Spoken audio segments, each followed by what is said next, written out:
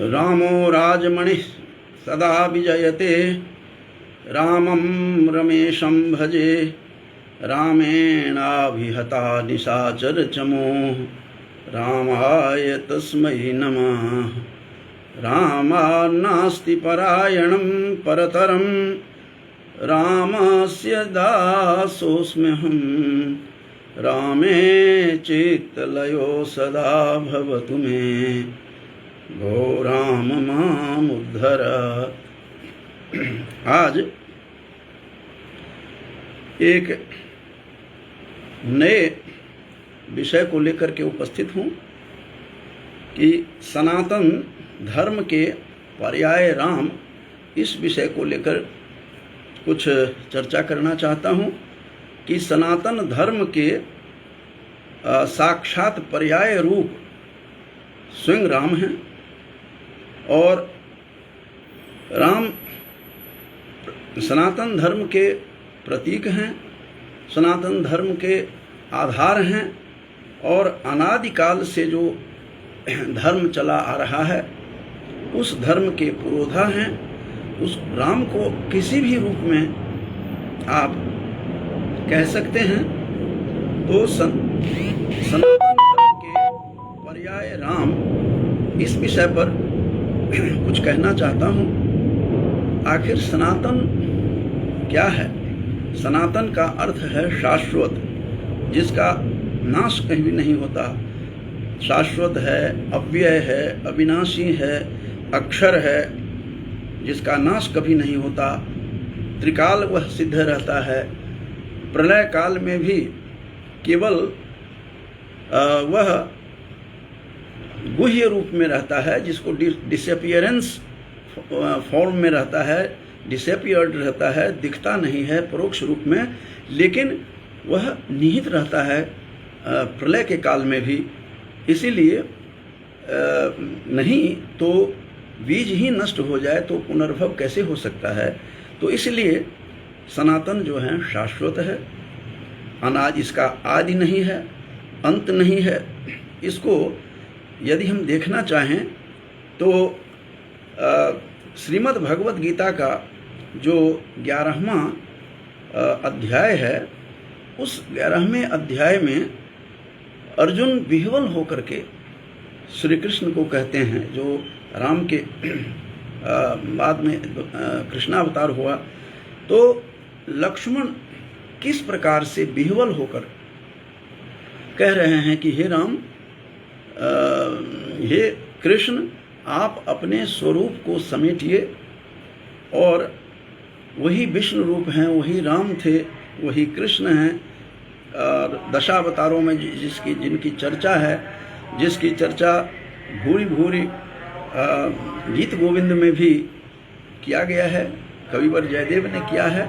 और इस प्रकार से गीता में के जो 11वां अध्याय है श्रीमद् भगवत गीता का, उसका 18वां श्लोक पर जब दृष्टिपात करेंगे तो सनातन की परिभाषा स्वतः प्रस्फुटित होती है। उसकी धारा, जिसमें कहा गया है कि अर्जुन कहते हैं कि तुमक्षरम परमम वेदितव्यम, तुम क्या हो? तुम अक्षर हो, अविनाशी हो, अव्यय हो, और तुम परम रूप हो। तुम्हारा वही वेदितव्य है, वही ज्ञातव्य है, वही ध्यातव्य है, वही मनन करने योग्य है। तो तुमक्षरम परमम वेदितव्यम त्वमस्य विश्वस्य परम निधानम, तुम इस संपूर्ण विश्व के निधान हो, आधार हो, खजाना हो, निधि हो। तो इस प्रकार से तुमक्षरम परमम वेदितव्यम अर्जुन कह रहे हैं। तुमस्य विश्वस्य परम निधानम, उसने जब विराट रूप देखा तो विह्वल हो गए अर्जुन। कहते तुम अव्ययः, तुम अव्यय हो, अविनाशी हो, जिसका व्यय नहीं होता, और अविनाशी हो और शाश्वत। अब अंतिम पद्य में कहते हैं कि तुम अव्ययः शाश्वत धर्म गोप्ता, तुम धर्म के गोप्ता तुम ही हो। धर्म के गोप्ता माने रक्षक, गुप रक्षणे, गुप धातु जो है रक्षा करने के अर्थ में होता है। तो सनातन धर्म का जो पर्याय राम है, उसका यदि सही दृष्टि से देखेंगे कि उसका स्वरूप क्या है, तो आपको श्रीमद् भगवत गीता का जो 18वां श्लोक है, तो विराट रूप में अर्जुन किस प्रकार से कहता है, मैं फिर दोहराता हूँ इसको, कि तुम अक्षरम, तुम अक्षर हो, तुम अविनाशी हो, जिसका क्षय नहीं होता, नाश नहीं होता, और परमम वेदितव्यम, तुम ही परम स्वरूप हो, जो वेदितव्य माने जानने योग्य है, ध्यातव्य है, ज्ञातव्य है, जानने योग्य तुम ही हो। तुमस्य विश्वस्य च परम, तुमस्य विश्वस्य परम निधानम, श्रीमद् भगवत गीता का 18वां जो यह श्लोक है 11वें अध्याय का, कि तुमस्य विश्वस्य परम निधानम, तुम इस विश्व का निधान हो, आधार हो, आधार स्तंभ है तुम, और तुम अव्यय, तुम अव्यय हो, जिसका नाश नहीं होता, अविनाशी हो तुम, और शाश्वत, तुम ही शाश्वत हो, और तुम अव्यय शाश्वत धर्म गोप्ता, धर्म के रक्षक भी तुम ही हो, और सनातनस्त्वम पुरुषो मतो में, तुम सनातन हो, ऐसा पुरुष हो, तुम सनातन हो, ऐसा मेरा मत है, ऐसी मेरी बुद्धि जो काम कर रही है। अर्जुन कह रहे हैं, विह्वल हो गया है, विराट रूप का दर्शन कर रहा है, सभी सेनाओं को भगवान कृष्ण के उस विराट रूप में मुंह में लगे हुए दिखाई दे रहे हैं। तो ऐसे विह्वल होकर के अर्जुन जैसा शिष्य इस संसार में नहीं है। तो इसलिए वो बता रहे हैं कि सनातन धर्म की परिभाषा बिल्कुल स्पष्ट है। उस 11वें अध्याय के 18वें श्लोक में, एक ही श्लोक में स्पष्ट हो गया है कि तुम अव्ययः शाश्वत धर्म गोप्ता, तुम ही शाश्वत मतलब अनादिकाल से तुम ही चले आ रहे हो और धर्म के रक्षक हो। सनातनस्त्वम, तुम ही सनातन हो। पुरुषः, सनातन पुरुष भी तुम ही हो, आदि पुरुष तुम ही हो। या पुरुषों मतों में ऐसा मेरा मत है, ऐसा मुझे लग रहा है। और तुम ही ये सारा कहते, तुम्हारा न तो आदि है, न मध्य है, न अंत है। तो उसमें फिर उन्होंने 16वें उसी अध्याय के 11वें अध्याय के 16वें श्लोक में है कि नान्तम न मध्यम न अंत है तुम्हारा, हे कृष्ण, न तेरा अंत है न मध्य है, बीच है कहीं। और पुनस्तवादिम, फिर तो आदि कैसे कहते हैं, न आदि है, न अंत है, न मध्य है। तो विश्वेश्वर विश्वरूपम, हे विश्वेश्वर, पश्यामि विश्वेश्वर विश्वरूपम, पश्यामि माने देखता हूँ, हे विश्वेश्वर, विश्व के ईश्वर, संपूर्ण संसार के ईश मालिक, ये विश्व का रूप भी तुम ही है। तो इस प्रकार से जो आज का मेरा जो विषय है, सनातन धर्म का पर्याय राम, ये सिनोनिम है। राम अपने आप में पर्याय हैं सनातन धर्म के, और जिसका न आदि है, न मध्य है, न अंत है, जिसको हमने परिभाषित करने का प्रयास श्रीमद् भगवत गीता के 11वें अध्याय के 18 और 16 श्लोक में स्पष्ट दिखाई देता है कि सनातन क्या है। सनातन का मतलब आदि, जिसका नहीं अंत नहीं, जिसका जन्म नहीं होता है, तो मृत्यु कैसे होगी। तो ऐसे जो अनादिकाल से चला आ रहा है, केवल डिसअपियरेंस तो हो जाता है, प्रलय काल में छिप जाता है। बीज का यदि नाश हो जाए तो पुनर्भव नहीं हो सकता, पुनरुत्पत्ति नहीं हो सकती।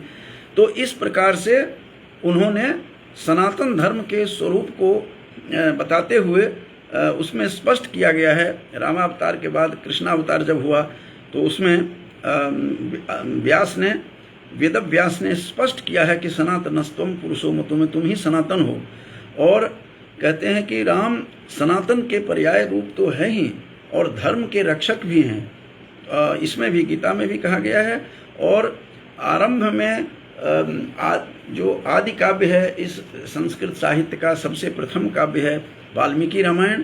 उस वाल्मीकि रामायण के एक पहले ही सर्ग के 15-20 जो श्लोक ऊपर जब नज़र डालेंगे तो उस राम के चरित्र उभर करके आता है कि किस प्रकार का धर्म का स्वरूप था साक्षात, और वह धर्म के रक्षक हैं। धर्म, अर्थ और काम मोक्ष, जो 4 पुरुषार्थ माने गए हैं इस संसार में, इसी के चक्कर में लोग लगे रहते हैं। धर्म और अर्थ के बिना फिर धर्म में सक्षम नहीं होता, धर्म कार्य नहीं होता, और फिर काम भी नहीं, इच्छा की पूर्ति भी नहीं होती, और फिर अंत में जो मोक्ष है, निर्वाण है, मुक्ति है, उसके तरफ जाता है। तो 4 पुरुषार्थ जिसको बताया गया है, वह उसकी प्राप्ति, वह स्वयं राम उसी के स्वरूप हैं। अर्थ, धर्म के भी, अर्थ के, काम और मोक्ष के सारा स्वरूप, सबका मूल वही हैं। और चरित्र के वे पर्याय रूप हैं, चरित्र के लिए तो स्वयं पर्याय हैं। तो इस प्रकार से प्रारंभ में ही वाल्मीकि रामायण के पहले ही कांड के, बाल कांड के पहले ही सर्ग में स्वयं आकर के नारद से वाल्मीकि ने पूछा, ये रामायण की रचना कैसे हुई उसकी जो भूमिका है कि पूछा, हे नारद आप यह मुझे बताएं कि वाल्मीकि पूछते हैं मैं किस पुरुष की रचना करूं, कौन से ऐसे इस संसार में पुरुष हैं जिनमें ये सारे गुण हैं, जो आत्मवान हैं, जिनको आत्म ज्ञान है, आत्मक ज्ञान जिसे है, जिसे बार बार उपनिषद कहती है आत्मानम विद्धि, अपने आप को तुम जानो। और उसी में पूछते हैं कि तुम आत्मवान इस संसार में कौन है, और जीतक क्रोध कौन है, जिसने क्रोध के ऊपर विजय प्राप्त कर लिया, ये वो ऐसे व्यक्ति कौन है। और अनसूयक माने जिनको असूया नहीं है, ईर्ष्या नहीं है, किसी व्यक्ति से ईर्ष्या नहीं है। मैं केवल हिंदी में ही इसके स्वरूप को बता रहा हूँ, संस्कृत में उलझाने के बजाय ये ज़्यादा अच्छा है कि आम जन तक जाए। तो आत्मवान कौन है संसार में, और जीतक क्रोध माने जिसने क्रोध पर विजय प्राप्त कर लिया वो कौन है। अनसूयक माने जिसकी असूया नहीं है, ईर्ष्या नहीं है, तो ईर्ष्या जिसमें नहीं है वो व्यक्ति कौन है। और अनेक दुर्लभ गुणों से युक्त इस संसार में वो कौन व्यक्ति हैं। और आगे भी कहते हैं कि कौन ऐसे व्यक्ति हैं जो जितेंद्रिय हैं, जिनके सारी इंद्रियों पर नियंत्रण है। 5 कर्म की इंद्रियां हैं, 5 ज्ञान की और 1 मन, 11 इंद्रियां हैं। आमतौर पर लोग कह देते हैं 5 हैं और 6th सेंस की बातें करते हैं, ऐसा नहीं है। 5 कर्म की इंद्रियां हैं, 5 ज्ञान की हैं और 1 मन है, तो 11 सेंसेस हैं। तो ये सारे के सारे 11 इंद्रियां जो हैं, 11 इंद्रियां, इनके ऊपर कौन ऐसा है जो जीत लिया है, अपने इंद्रियों पर विजय प्राप्त कर लिया है। कौन धर्मज्ञ हैं, धर्म के ज्ञाता कौन हैं, और वेदांग के पारंगत इस संसार में कौन है। संपूर्ण वेद जिनको कंठ था बाल काल से ही, वो व्यक्ति वेदांग के, वेद के अंग हैं, 6 अंग हैं। वो निरुक्त, व्याकरण, कल्प आदि जो जितने भी 6 अंग हैं, 6 अंग हैं, उन अंगों के भी पारंगत कौन हैं। और रक्षिता स्वस्य धर्मस्य, उसी बालकांड में ही वाल्मीकि रामायण के आया है। और लगभग 20-25 श्लोकों में सब कुछ स्वरूप समझ में आ जाता है कि राम का स्वरूप कैसा था, राम किस विराट स्वरूप में आए थे और किस प्रकार से वो धर्म के पर्याय थे। और रक्षिता स्वस्य धर्म से, अपने धर्म का रक्षक कौन है इस संसार में। और क्रोध के जब आता है, जब उनको युद्ध में, तो क्रोध में वो कालाग्नि के समान कौन है इस संसार में। तो ये नारद से वाल्मीकि ने सारे प्रश्न पूछे थे। और चरित्रवान इस संसार में कौन है, चरित्र पर ज़्यादा जोर दिया गया है। और इसी चरित्र के बारे में जब जो थे ये राम जब वन में चले गए, तो अयोध्या कांड में जावाली नाम के जो मुनि थे, वो जाकर के उनको समझाते हैं, राम आप क्या कर रहे हैं, आपकी तो प्रतीक्षा रत हैं अयोध्या नगरी आपकी प्रतीक्षा करती हैं, आप किस लिए वन में आ गए हैं, वन में आकर के आपका प्रयोजन क्या है, आपको तो वहीं रह करके संसार को चलाना था। लेकिन कहते हैं वो कि राम ने तब उस जावाली का उत्तर दिया जो चरित्र को उभारता है उसमें।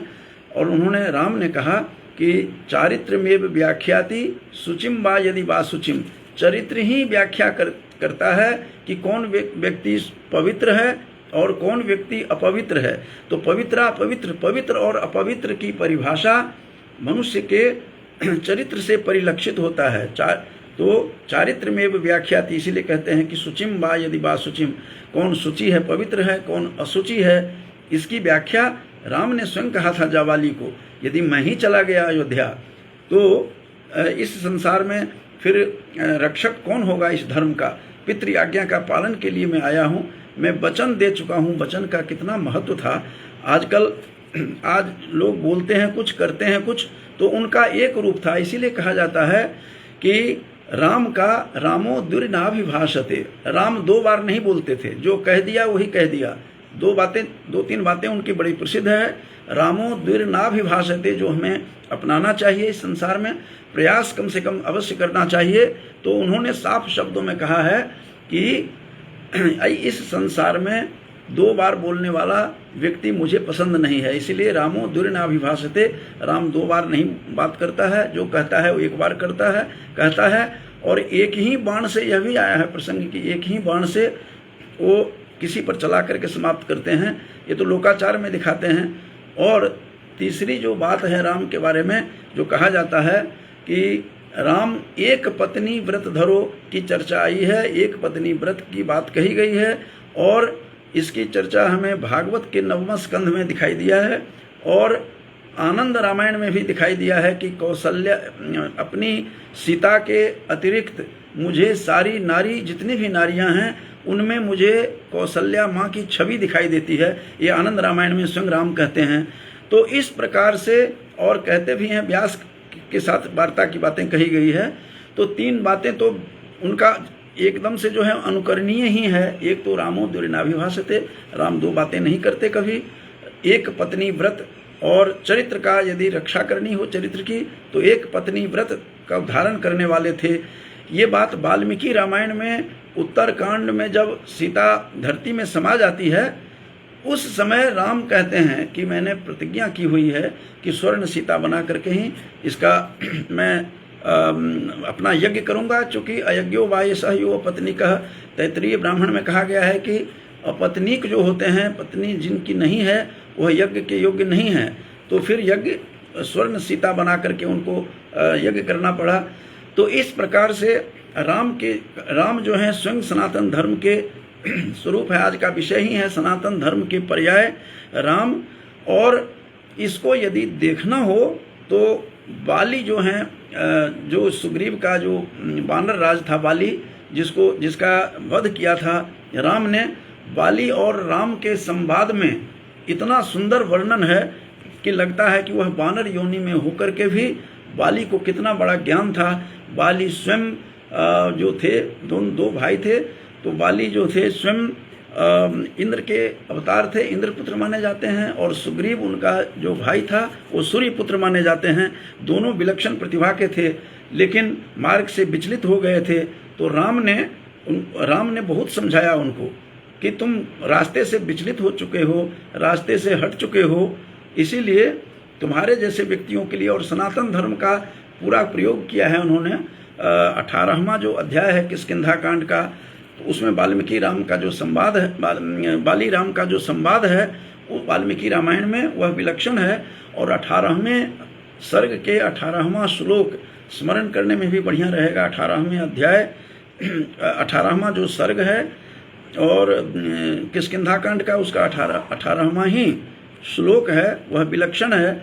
और उसमें कहते हैं कि त्यक्त्वा धर्म सनातनम, तुमने सनातन धर्म का परित्याग कर दिया है, इसीलिए मैंने तुम्हारा वध किया है। सनातन धर्म का परित्याग किया है। और वहाँ पर दिखाया गया है कि 4 प्रकार से 3 को अनुज वधु माने छोटे भाई की पत्नी, अपनी पुत्री और अपनी बहन, इन तीनों को जो समान दृष्टि से नहीं देखता है, वाल्मीकि रामायण में भी कहा गया है। और तुलसी ने भी पूरा का पूरा उसी शैली का अनुकरण करते हुए तुलसी ने भी कहा है कि जो तुमने उसके साथ अपने धर्म से गिर चुके हो, तुम धर्म के मार्ग से पतित हो चुके हो तुम, और तुमने अपने अनुज वधु के साथ, छोटे भाई की पत्नी के साथ तुमने दुराचार किया है, अत्याचार किया है, अनाचार किया है, आचारहीनता तुम्हारे में आ गई है। इसीलिए तुम्हारे मारने में यही दंड है, मृत्यु ही तुम्हारा दंड है। और स्वयं कहते हैं राम कि मैं क्षत्रिय कुल में उत्पन्न हुआ हूँ, इसीलिए मैं ये बात समझ लो कि जो अपनी कन्या, अपनी बहन और अनुज वधु माने छोटे भाई की स्त्री को अपनी पुत्री के समान जो नहीं देखता है, तो उसको मारने में, दंड देने में कोई पाप नहीं होता। इस प्रकार की बात वो कर रहे हैं।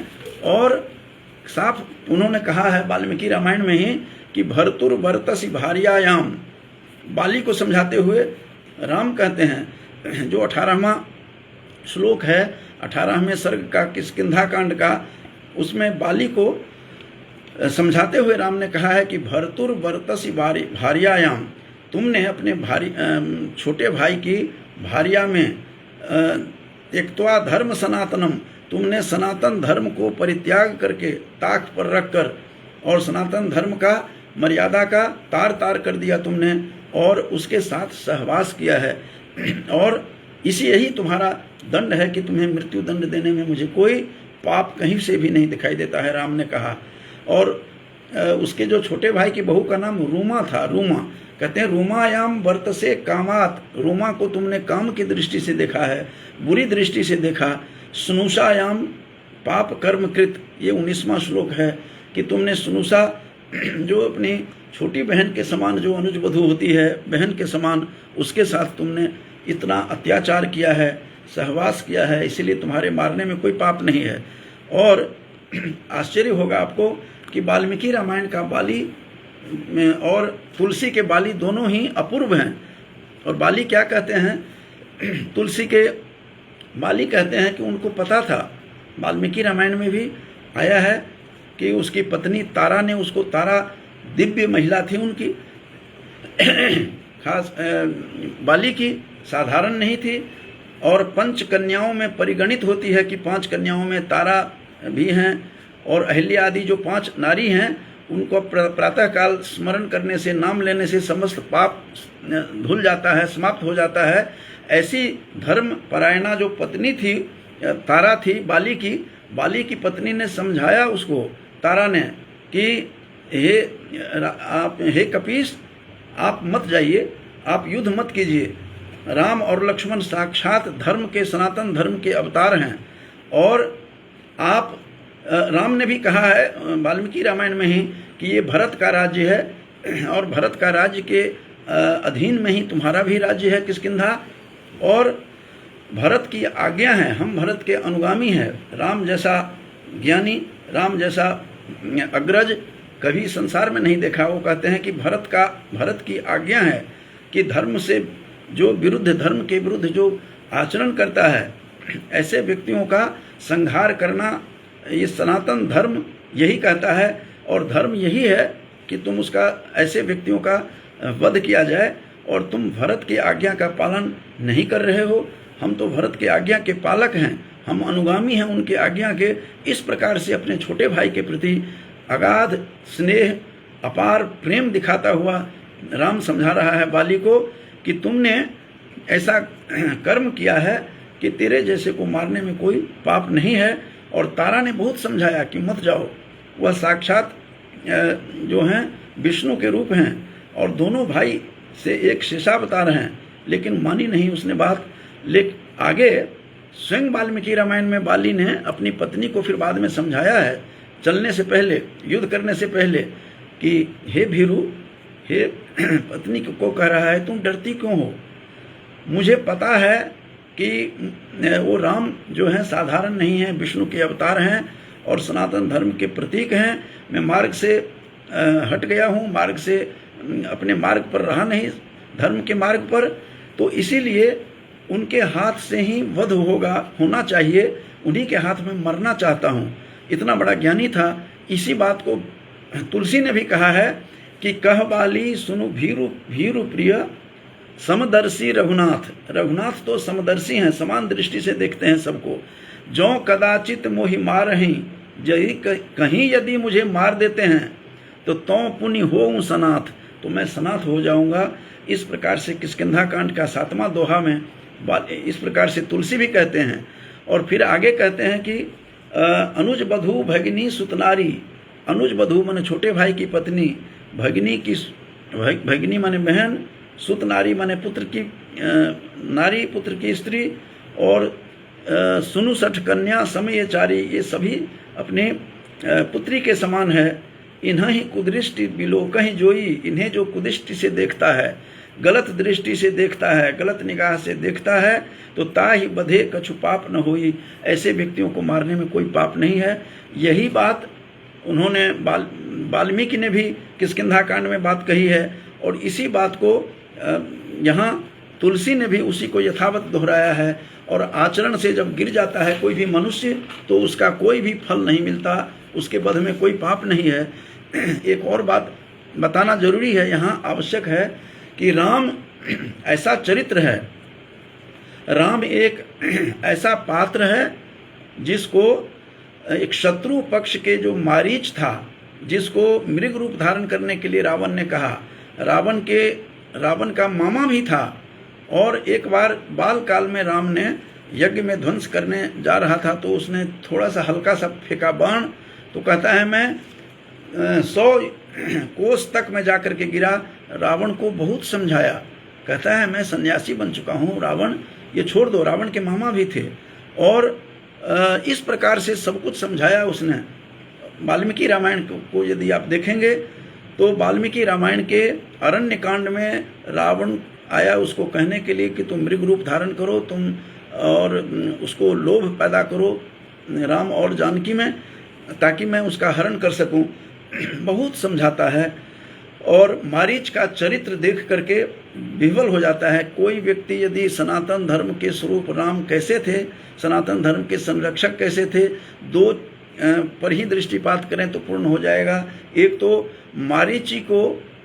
मारीची ने रावण को क्या समझाया कि वह कैसा था राम, और दूसरी बात बाली को किस प्रकार से राम ने उपदेश दिया, ये दोनों देखने योग्य है।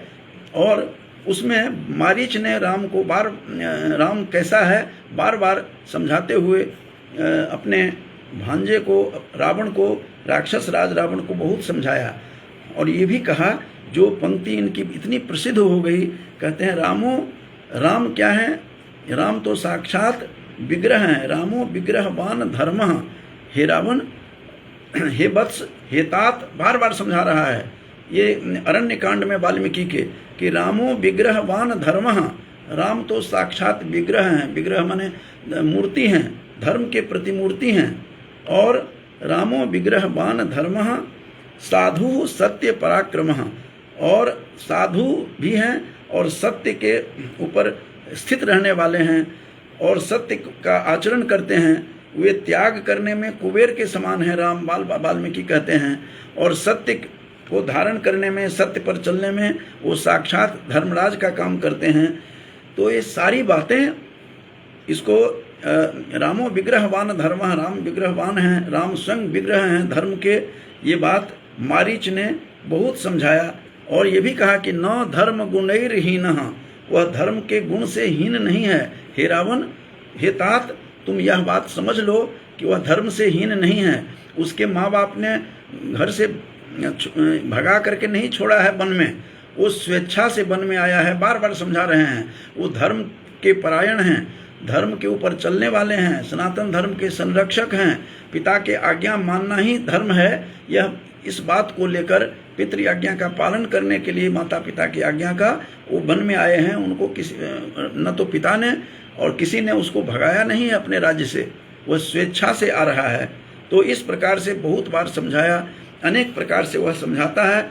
लेकिन जो हठी था रावण नहीं समझ पाया और अंत में वह मारा जाता है। तो इस प्रकार से राम का जो चरित्र है वह बहुआयामी चरित्र देखने को मिलता है।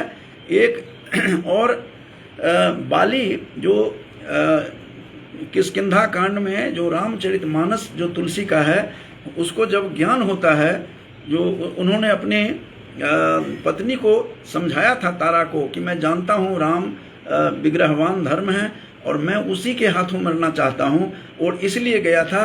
और यही बात वाल्मीकि ने भी कही है और तुलसी ने भी कही है।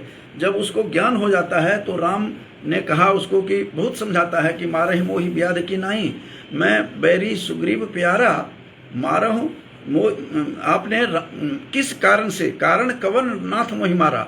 जब राम निरुत्तर हो जाते हैं वाल्मीकि रामायण में देखिए, चाहे किष्किंधा कांड जो रामचरितमानस में है, तो उसमें घबरा जाते हैं और अचंभित हो जाते हैं उसके प्रश्न से कि बानर योनि में जन्म लिया है, चंचल है, धर्म का ज्ञान इनको नहीं है, वो खुद भी कहता है, फिर भी आपने मुझे मार दिया।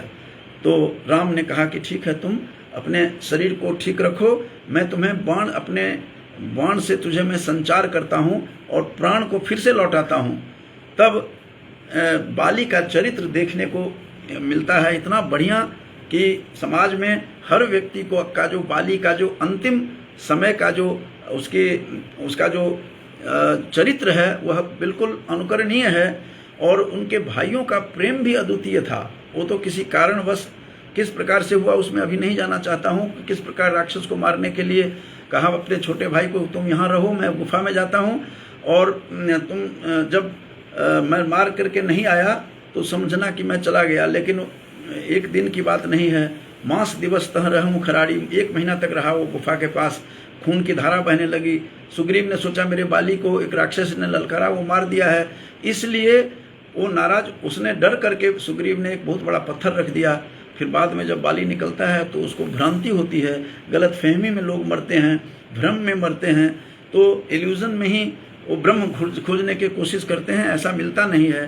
तो अंत में जब ज्ञान हो जाता है अंत काल में राम के पास बाली को, तो बाली क्या कहता है इसका चमत्कार देखिए।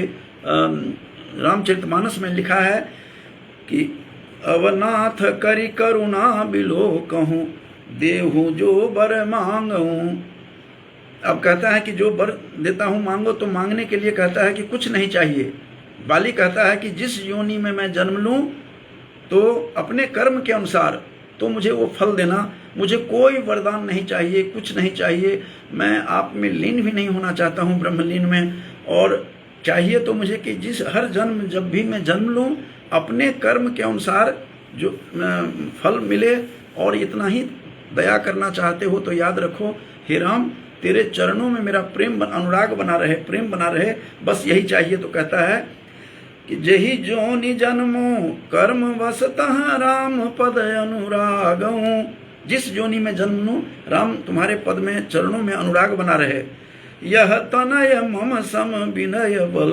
अब कहता है, याद आया उसको कि मेरा जो बेटा है, बाली कहता है अंगद इसका थोड़ा सा ध्यान रखना, हे राम इन दोनों को तुम अपने भाई के समान जैसे लक्ष्मण को मानते हो, उसी तरह मेरे बेटे को और मेरे भाई को जिसके कारण तुमने मुझे मारा है वह मेरा अत्यंत प्रिय है।